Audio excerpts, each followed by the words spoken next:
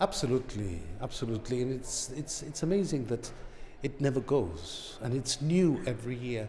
We repeat the same thing year in and year out, and yet it's always new, always fresh, because I think it's a message of which is incredibly life-giving, and the message of the crib is simply that God loves us, and that He is the one who is the source of all life and goodness and peace, which is something we desperately need, not just in the world, but in family life and certainly in our own personal lives. Is peace the Church's message for this Christmas after a year defined quite a lot by international conflict?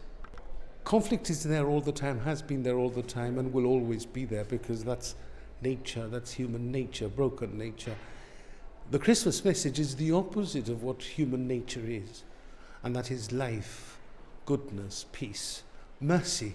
This year Pope Francis has called for the Church to celebrate a holy year of mercy. And he's insistent, all throughout his pontificate, he's insistent that God is merciful, that God loves us.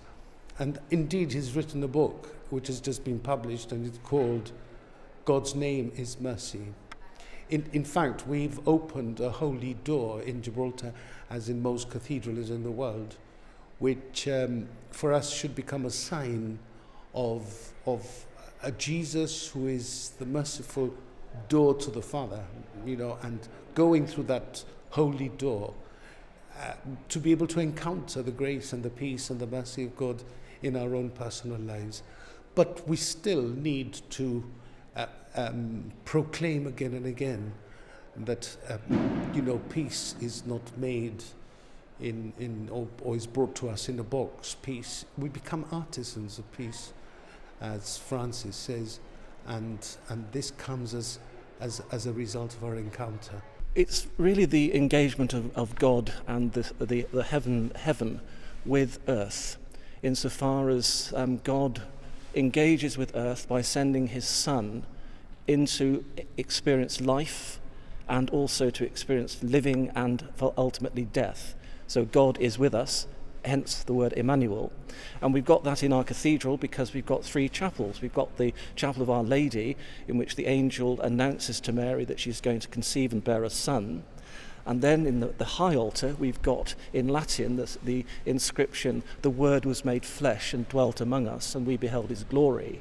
And then we've got the fulfillment of Christ's promise as an adult that he will be with us always in the Blessed Sacrament in the Chapel of St. George. What would be the Church's message for this year in particular, a tough year globally? Well, the message is of the engagement of God, who is perfect love, with humanity that's fallen. And if we need to be able to follow a pattern, then the pattern of Christ as the perfect human being is the pattern to follow. And he was a man of extreme love and generosity. With the violence in the world, this is nothing new. Christ himself suffered crucifixion, and the Roman Empire was very, very, very difficult to live with. And so it's every generation has to face these evils and conflicts and wars. But the message of Christ is a message of peace and goodwill, and that message overrides all the other political messages.